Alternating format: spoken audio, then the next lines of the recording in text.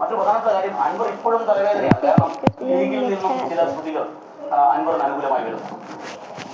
ഞങ്ങൾക്ക് അൻവർ ഒരു തലവേദനയല്ല.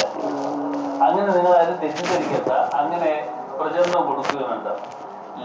ഇവിടെ UDF-ഉം LDF-ഉം തമ്മിലാണ് മത്സരം. ആ മത്സരത്തിൽ ഞങ്ങളെ സംബന്ധിച്ചിടത്തോളം ഞങ്ങൾ UDF വലിയ ഭൂരിപക്ഷത്തോടുകൂടി ഇവിടെ വിജയിക്കുന്ന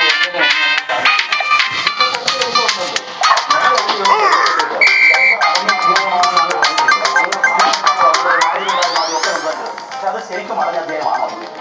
ഒരു സംശയം വേണ്ട. അത് അടഞ്ഞ അധ്യായം തന്നെയാണ്. ഞാൻ പ്രതിപക്ഷ നേതാവ് പോലും പറഞ്ഞപ്പോഴും ഞാനൊരു അല്പസമയം കൊടുക്കും, ഒരു മാറി വെച്ചു. പക്ഷേ അതിന് ഇനിയിപ്പോൾ ഒരു ദിവസം പോലും അതിന് മാറ്റം ഉണ്ടായില്ല. ഇതിൽ അദ്ദേഹം പിന്നെ പല കാര്യങ്ങളും പറഞ്ഞു നടക്കല്ല. അദ്ദേഹത്തിന് വേണ്ടി ഞങ്ങളുടെ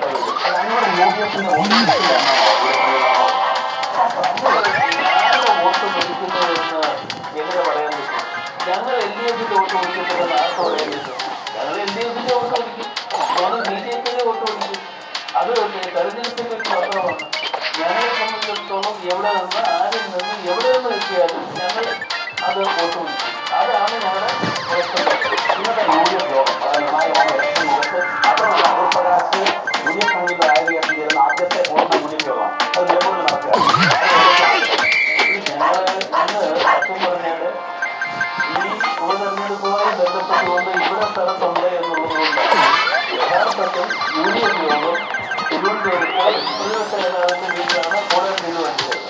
അത് ഞങ്ങൾ ഇങ്ങോട്ട് മാറ്റി കോഴിക്കോടാക്കാവുന്നത്. അപ്പോൾ എല്ലാ നേതാക്കന്മാരും പറഞ്ഞു എന്തായാലും നമ്മൾ എല്ലാവരും നിലമ്പൂരിൽ വരികയാണ്.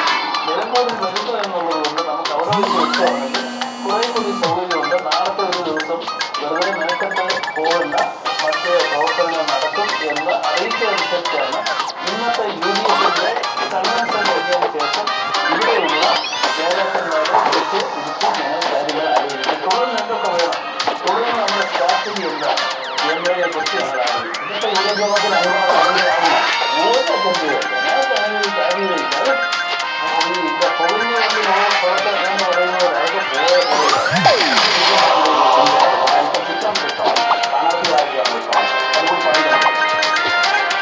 ഞാൻ പറഞ്ഞല്ലോ UDF ജയിക്കാൻ പോകുന്നു. UDF വലിയ